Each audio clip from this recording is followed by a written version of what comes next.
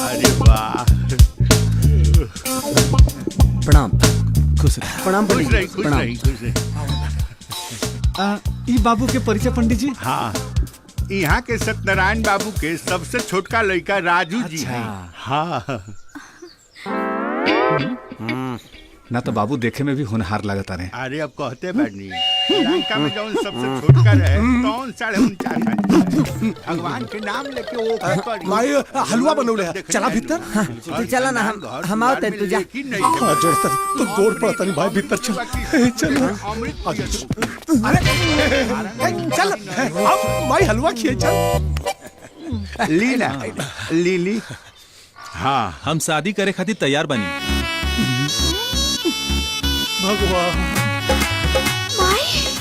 लेकिन सत्यनारायण जी के बड़का लड़का से ना, उनके छोटका लड़का राजू से। जी का कहत बानी महाराज।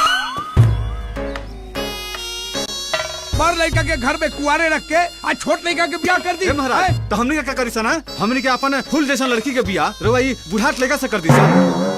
हद होला महाराज, ब्याह के भी कोनो उम्र होला।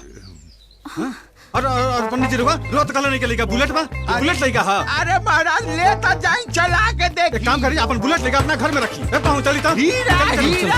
रख ले रहिए अपन लेकर अपना घर में। अरे महाराज पिया है ना।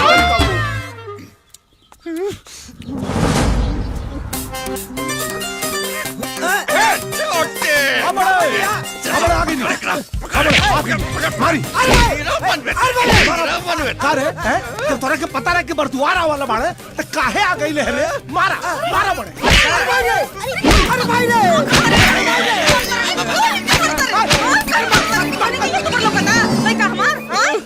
हाँ तो देख साथ तू एक माई देख कर साथ। अरे छोटा तो चाहता कि हमने दोनों भाई जीवन में बाढ़ रही और इस सत्यनारायण के पूरा तोलो धड़ा। का बकता रे? अरे बकता रे बाबूजी। अरे पूछी रहुआ एकरा से कारे जब तोरा के कहल गइल रहे कि पूरा लगन तोरा के फुआ के रहे क्या त चश्मा लगा के काहे आ गइले है समले?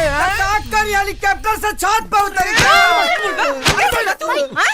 करने के चक्कर में हमार गोदी का लड़का बेचारा बनवासी बनल फिर। मत रो बचवा। ये बात तोर गोदी के लइका न माई, ये बात तोर गोदी के लइका। हम दोनों भाई कितने खानदान से उठा के लाइल बड़े तू छोटे। नहीं रे, खादर पर से नहीं बेटा, खादर पर से नहीं। हाँ तिलक तो हमारा औलाद हो ना बेटा हमार। ओले हमार बाबू। वाह बेटा वाह। मारा पिया है के माला जपत बड़ा। आज जौनी में पढ़ाई करे खातिर कही तो सारे गुल्ली डंडा खेलत रहा, इमली तुरत रहला।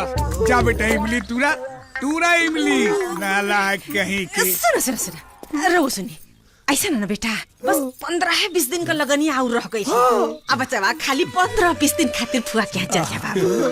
लेकिन हम 15 दिन से ज्यादा ना रो। बुला ले अपने बेटा को, बुला ले।